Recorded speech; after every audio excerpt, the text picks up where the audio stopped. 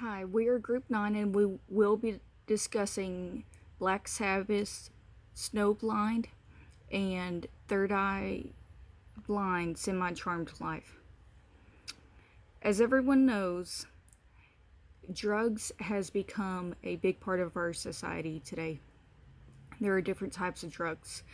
There are legal drugs such as caffeine, your morning coffee, a piece of chocolate, and there's also illegal drugs such as cocaine, meth, marijuana, and the list just goes on and on. Today, our society has become almost calloused to legalizing drugs and accepting them into our movies that we watch and even into the lyrics in songs that many artists are choosing to sing. The history of drugs dates back all the way back to 1499, where New World explorer Amerigo observed the Andean Indians chewing on the coca shrub leaves, in which they were consuming cocaine.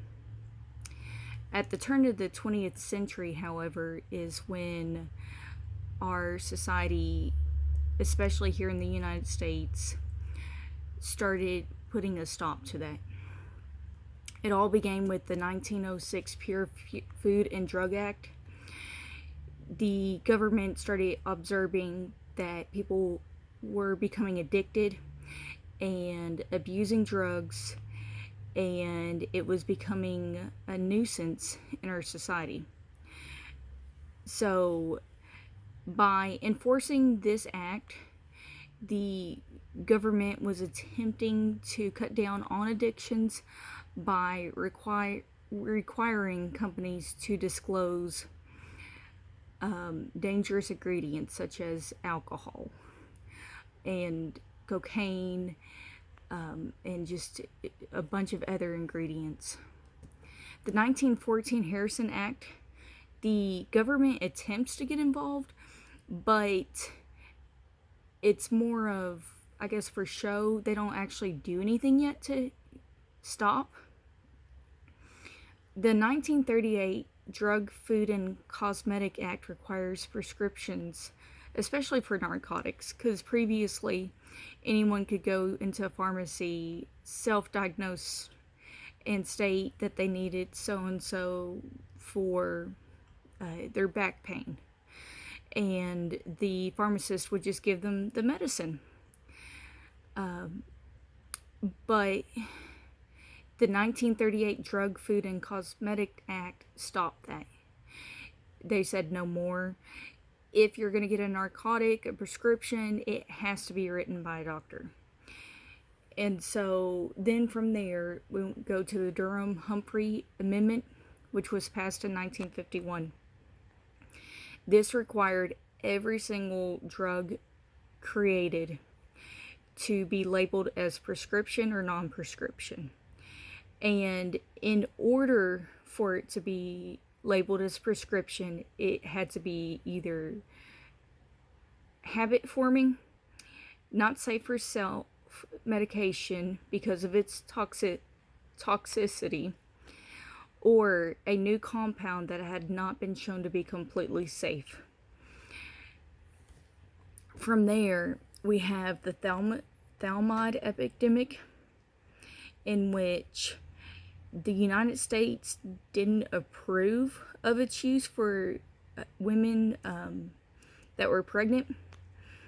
However, the women were still obtaining it, and it wasn't until there was 17 children born with phacomelia, which is the flipper arms and legs, when the United States said no more, this is enough, pulled the drug, and nonetheless had to get all of the patients' prescription medicines to prevent any more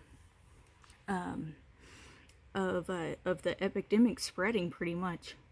The 1970 Comprehensive Drug Abuse Prevention and Control Act was huge.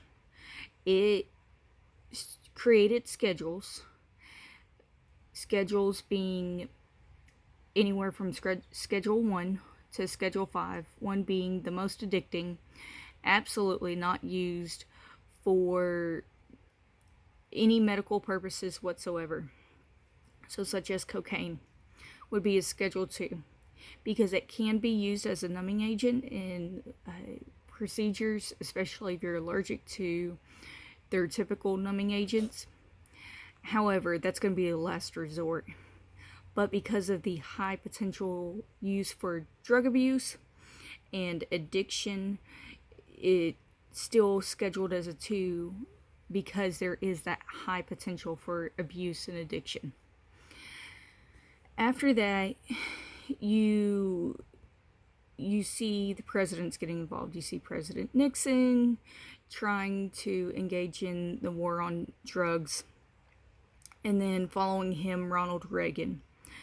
But the biggest impact, I believe, would be Nancy Reagan, which is Ronald Reagan's wife, when she came out in her anti-drug campaign with the slogan, "Just Say No." This slogan led to the DARE program, which I know not everyone remembers that, especially if you're younger. But the DARE program has transitioned into Red Ribbon Week, which is pretty much a zero tolerance drug use program. With that being said, today we're spending $47 billion in preventing drug use, whether it's campaigning,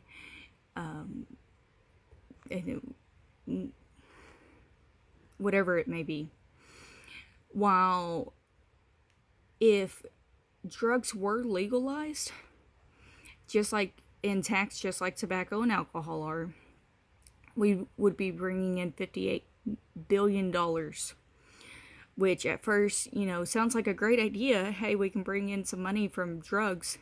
However, with that being said, in 2017 alone, 72,000 people died from an accidental drug overdose, which is more than the 58,220 deaths in the Vietnam War. That's not even including the people admitted to the hospital for drug abuse that did survive. And that's just the deaths. In 2017, over 200,000 college students received a drug conviction, whether it was possession or being under the influence of a illicit drug, which resulted in them losing their financial aid. Us as college students, that should impact us the most, knowing, especially if you receive financial aid, that just by going and having a good time, whether it's once or an every weekend thing, it can impact you from this moment on.